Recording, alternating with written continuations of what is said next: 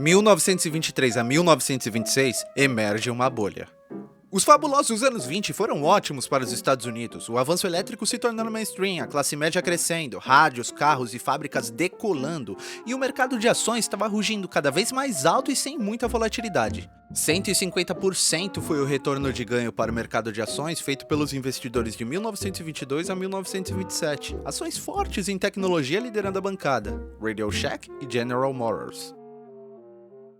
Bem parecido com hoje em dia. Sucesso, prosperidade e riqueza se tornou um novo normal. O quê? É óbvio que eu tenho ações, que vacilão é que não tem. E o que começou com o mercado de ações legítimo, que estava crescendo por causa da inovação da tecnologia e por mais produtividade social? A euforia humana tomou conta e surgiu uma bolha. E quando uma bolha se forma e num certo momento ela estoura, você quer saber quem é que sofre mais? Trabalhadores empregados. Eles têm menos em poupança e são os primeiros a serem demitidos. E quando uma bolha estoura, você quer saber quem é que lucra mais? Empreendedores que têm ótimos negócios, com certeza eles vão sofrer um pouco, mas eles têm dinheiro na mão para levar vantagem do maior negócio da vida deles. 1927 a 1929, a bolha cresce. Em 1927, a Reserva Federal baixou as taxas de juros de 4% para 3,5% sem nenhum motivo aparente. E essa seria a faísca que definiria a bolha se movimentando. Olha, quando as taxas de juros baixam, fica mais fácil para todo mundo pedir dinheiro emprestado. Quando as taxas de juros são altas, há menos empréstimos porque é caro. Quando as taxas de juros são baixas, empréstimos aumentam porque é mais barato. E quando uma pessoa pede dinheiro emprestado, ela usa para comprar uma casa, um carro, ações, férias. Ele tem mais dinheiro para gastar. E quando você gasta dinheiro, outra pessoa ganha o dinheiro. Cada dólar que você gasta, outra pessoa ganha. E cada dólar que você recebe, alguém gastou. Então quando você gasta mais, alguém ganha mais. Resumindo, o dinheiro que você gasta é a renda de outra pessoa, e se você conseguir um empréstimo maravilhoso com uma taxa de juros baixa, as pessoas com quem você gasta seu dinheiro também ficam mais ricas. Isso porque quando um mutuário recebe crédito, ele pode gastar mais.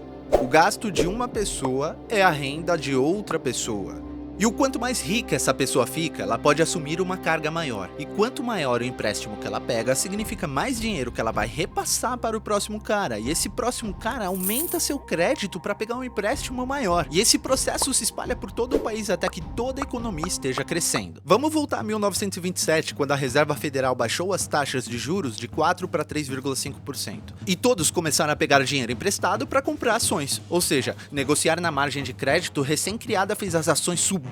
Isso encorajou mais pessoas a pegar empréstimos e fazer a mesma coisa. Em apenas 3 anos, os preços das ações mais que dobraram. O que as pessoas não perceberam é que a dívida que elas fizeram para comprar essas ações triplicou ao mesmo tempo. Isso com muitas ações sendo negociadas em 30 vezes de seus ganhos, semelhante a 2008 e atualmente. Hoje as ações estão sendo negociadas a 39 vezes de seus ganhos. E lá atrás, todo aquele crescimento atraiu novos investidores que nunca investiram antes, igualzinho atualmente. Wall Street inventando métodos de emprestar mais dinheiro para ter mais retornos, coisas como Carl Lowan's Investment Trusts, assim como fizeram em 2008. Ser CDOs, chamamos de CDOs sintéticos. O que você diz? CDOs sintéticos? CDOs sintéticos. Isso é uma tremenda loucura. E já que são métodos novos, não há regulamentação para isso. Eles operam fora do regulamento do sistema bancário. Podemos chamar isso de sistema de shadow bank. E uma vez que o Fed só se preocupa com o quanto a inflação impacta as coisas do dia a dia, roupas e comida, essas coisas não aumentavam o preço, mas as ações sim. Parecia que tudo estava uma maravilha. E é geralmente assim que as bolhas se formam. Não é uma explosão da inflação do custo das coisas do dia a dia, mas uma explosão em ações imobiliárias, ativos alimentados por pessoas que pedem dinheiro emprestado pensando que as ações só vão subir, e as ações sobem mais, igual a hoje. Quanto mais elas subiam, mais apostavam que elas subiriam mais ainda, e com taxas baixas de empréstimos fazia mais sentido assumir um para investir porque os devedores estavam ganhando dinheiro a rodo. Essa é a nova era da prosperidade, não vai cair, por que parar agora?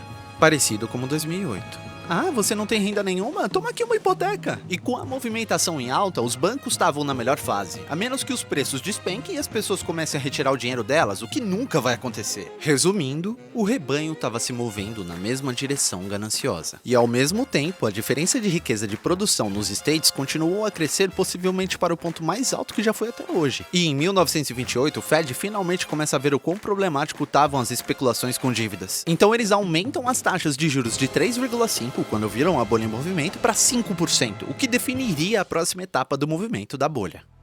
No final de 1929, a bolha estoura. Um pouco antes, em março, o Fed começa a realizar reuniões secretas diariamente, mas não divulgava sobre o que se tratava nessas reuniões. Isso provocou rumores de que o Fed iria reprimir os empréstimos para as ações. Agosto de 1929, o Fed aumenta de novo as taxas de juros de 5% para 6%. Lá atrás, a redução das taxas fez com que as pessoas pegassem mais empréstimos e o mercado todo valorizasse. O Fed aumentando agora as taxas causou o efeito oposto. Já que as pessoas não estavam pegando empréstimos para comprar ações como antes com a nova taxa de juros, nenhum dinheiro novo entrou no mercado de ações, o que fez com que o mercado não crescesse mais, e aí as pessoas não viram mais os retornos bizarros que estavam tendo, começaram a ficar preocupadas e resgataram seu dinheiro, e as ações começam a cair. E as pessoas não estão fazendo empréstimos, ou seja, menos dinheiro para gastar. O ganho de outra pessoa é menor. Se você tá gastando menos, a entrada de dinheiro do próximo cara tá menor, quer dizer, ele tem menos grana para gastar com outro. E a bolha vai se alimentando de si mesma com o que resta, indo para baixo até que exploda. 19 de outubro de 1929, o mercado de ações quebra. O volume de venda das ações explode e os banqueiros tentam parar a queda. In less than 2 hours, nearly $10 billion invested in stocks was simply wiped out. Quinta-feira negra leva a uma segunda-feira negra e que leva a uma terceira-feira negra. E a economia começa a cair do penhasco. 1930 a 1932, depressão. No ano novo de 1930, o mercado de ações caiu cerca de 50%. Muitos achavam que o atrito tinha acabado, mas os danos à economia já tinham sido feitos. Já que os bancos emprestaram todo o dinheiro para clientes sinceramente ruins, até o momento que o mercado quebrou, os negócios mais legítimos que necessitavam de empréstimos não conseguiam ter porque os bancos estavam sendo pressionados. Até a indústria ferroviária não conseguia pegar mas foram consideradas sistematicamente importantes pelo governo. Igual a indústria automobilística em 2008. One of the first decisions that I made as president was to save the US auto industry from collapse. E como em 2008, investidores que estavam com dinheiro na mão prontos para aproveitar essa situação e tinham mais do que suficiente para pegar novos empréstimos e não conseguiram, protecionismo e anti-imigração cresceram absurdos, como geralmente acontece em tempos difíceis como esse. Afinal, não podem deixar os imigrantes assumirem os empregos quando não têm o suficiente. Tiraram meu emprego! Tiraram o emprego dele! Tiraram emprego! Emprego! As pessoas sabiam que os bancos estavam com problemas, o que levou a corrida aos bancos. E como os bancos mantêm em mãos apenas uma parte do dinheiro que você deposita, com todos tentando retirar seu próprio dinheiro, os bancos começaram a falir. Quase 1000 bancos faliram só em 1930. Para saber mais, assista o meu vídeo sobre o absurdo que é o empreendimento de um banco. 11 de dezembro de 1931, o maior banco do país, o Bank of United States, com cerca de 400 mil clientes, fecha suas portas. E um dia antes, o banco experienciou uma corrida que começou com um falso boato. Digamos que você viu as economias da sua vida desaparecerem da noite pro dia. Provavelmente você não teria muita confiança no sistema bancário do país. E se o maior banco pode quebrar, então nenhum é seguro. E ao mesmo tempo, 6 milhões de pessoas se tornaram desempregadas nos States. O estouro da bolha se espalhou pelo mundo todo. Mistura a diferença mais alta de produção de riqueza já vista até aquele momento com o sentimento de desemprego. Com populismo, nacionalismo e militarismo, líderes extremistas acabam tendo um terreno fértil para tomar o poder. Assim como na Alemanha, com você sabe quem, e o Japão invadindo Manchúria. Enfim, esse ciclo vicioso de dinheiro e contrato de crédito indo para baixo, a economia começa realmente a despencar do penhasco. 1932, o espetáculo continua. O Congresso aprova o ato bancário de 1932 que permite que a Reserva Federal imprima dinheiro. Anos depois, chamamos isso de flexibilização quantitativa. E a agitação social e conflitos continuaram aumentando no país e ao redor do mundo. Nos States, os salários foram cortados, uma seca, agricultores arruinados, desemprego marcando 25% e greves e protestos aumentando. Na Alemanha, você sabe quem ganhou um belo poder com tudo isso, e o Japão que invadiu Xangai fomentando a Segunda Guerra Mundial. E esse caminho psicótico continuou até que as coisas começassem a se recuperar um pouco lá em 1938. E em 1939, começa a Segunda Guerra Mundial. Tudo porque você pegou dinheiro emprestado imprudentemente. 2009, a bolha se forma. Após a quebra de 2008, o Fed baixou as taxas de juros para perto de 0%, porque assim como no início da década de 1920, a redução das taxas fez com que todos pegassem mais empréstimos, aumentando a renda da população e levando a economia do país para cima numa espiral. Bom, é o que eles intencionalmente estavam tentando fazer, não para causar outra bolha, mas para estimular a economia. E estimularam. And the reason it only went down 50 and bounced back relatively quickly was because the Fed came charging in to the rescue. A taxa de juros próxima de 0%, quase como um anabolizante para a economia, continuou por quase 6 anos. A economia tá finalmente se recuperando dessa grande recessão, não podemos ser aqueles que vão frear agora, seria suicídio político. Resumindo, o mercado de ações e fundos imobiliários cresceram como nunca antes.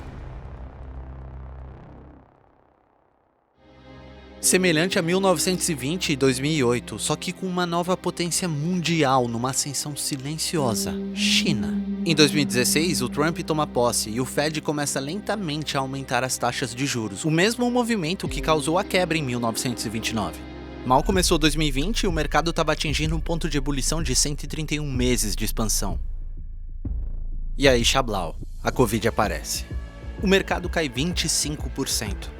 E considerando tudo que vimos aqui, uma coisa que o mercado provavelmente deveria se preocupar... Ah, não, peraí. Você lembra que o Fed ganhou do Congresso o poder de imprimir dinheiro durante a Grande Depressão? Quando você dá poder para alguém, provavelmente a mesma não vai abrir mão. E desde lá a influência e o poder do Fed só aumentaram. We printed digitally, so we as a central bank, we have the ability to create money.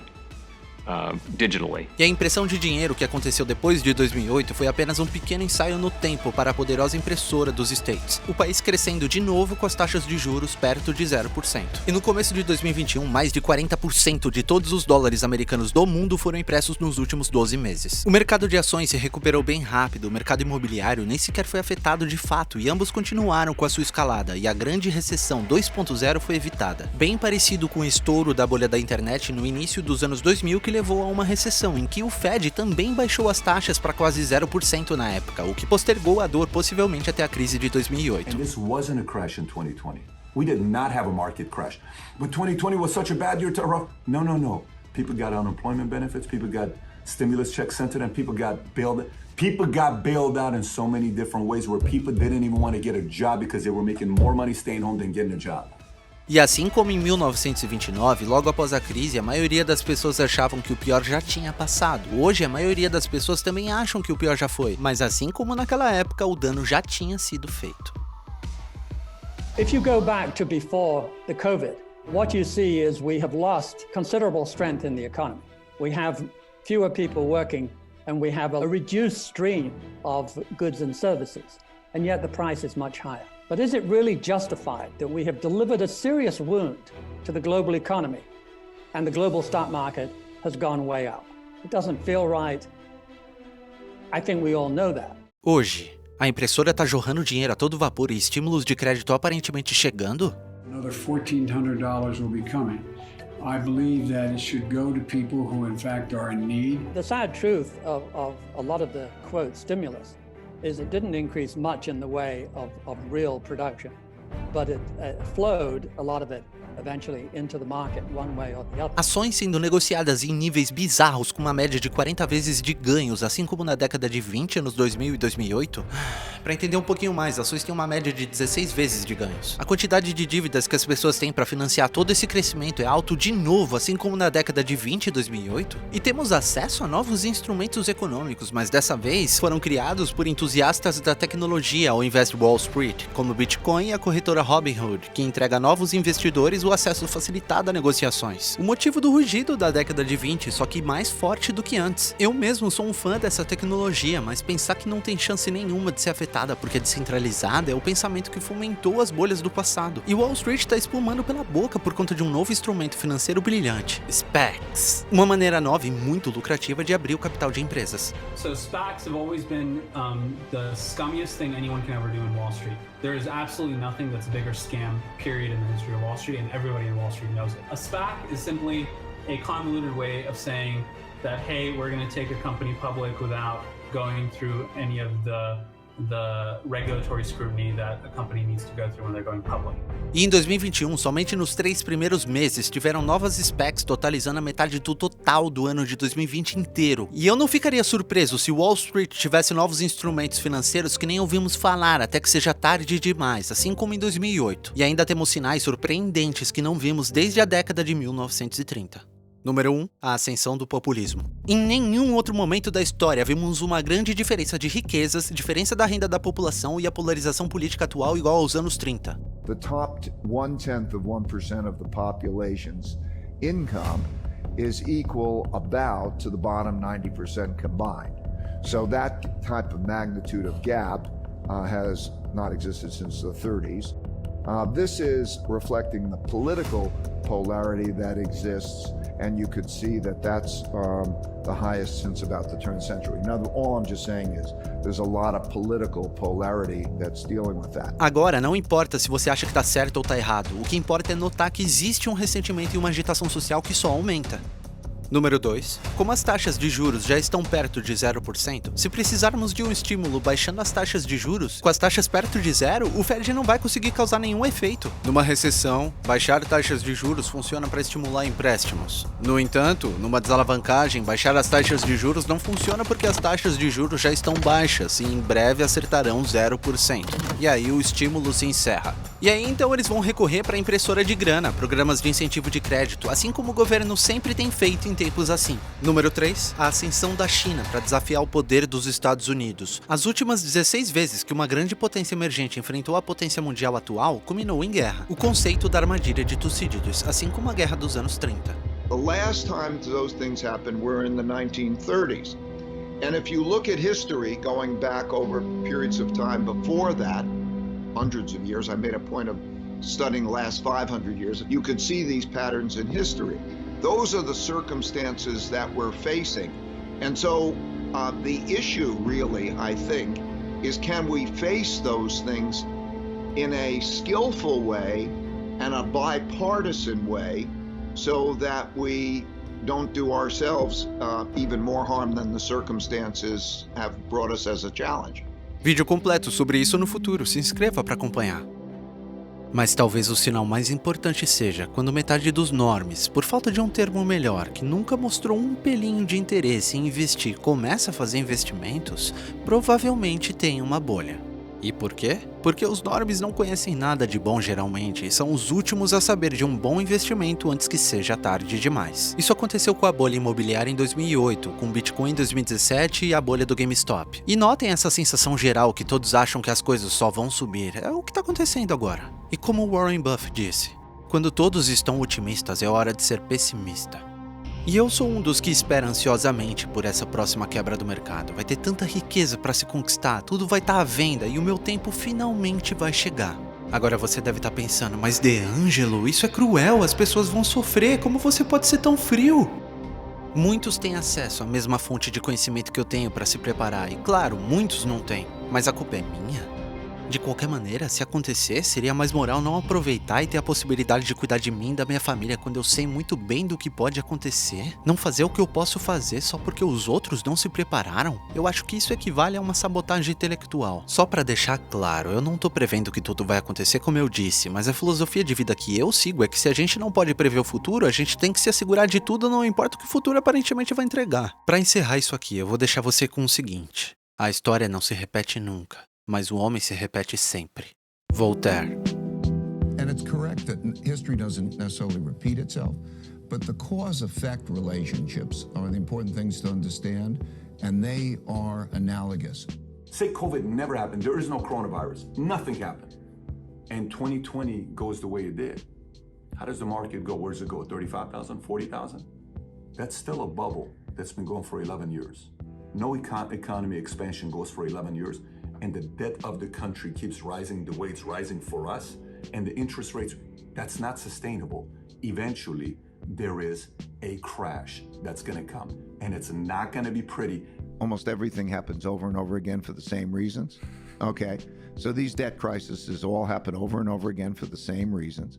They get it overdone, and even if you understand it and the cycles well, you can benefit from those cycles rather than to be hurt by those cycles, because...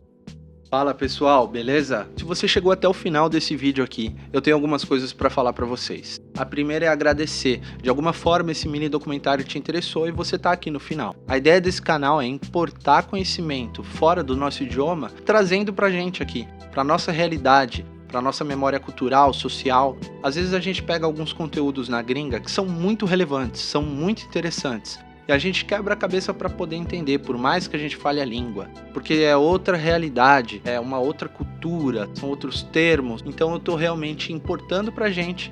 E isso é bom porque às vezes a gente pode fazer outras coisas enquanto a gente ouve. Em outro idioma, muitas coisas se perdem na realidade. Esse vídeo aqui eu trouxe de um camarada chamado Jake Train, e eu tô realmente gostando de trazer esses conteúdos pra gente. E eu gostaria de dizer que em breve eu vou lançar conteúdos meus também.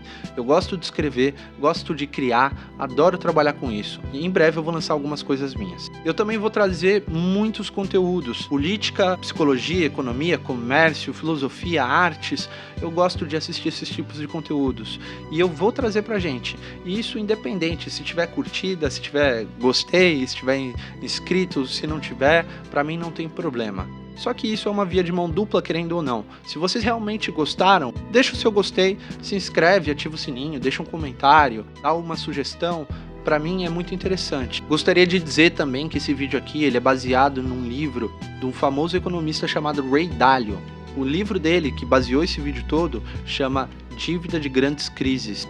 Eu gostaria de dizer também que muitas coisas que foram faladas nesse vídeo e em muitos outros vídeos que eu vou trazer, eu adapto algumas coisas da forma como eu penso. Eu tenho toda a minha autonomia e todo o meu direito de discordar. Eu não acho que a instrução chega a todo mundo. Não é fácil consumir esse tipo de conteúdo. Não é acessível para muita gente. Então eu realmente quero informar esse tipo de coisa. A gente não está num período economicamente muito lógico. E algumas coisas que estão acontecendo não fazem muito sentido. Então realmente eu acho que se há instrução, que a maioria se beneficie. E essa é a ideia do canal. Muito obrigado por chegarem até o final e espero que tenham gostado do vídeo.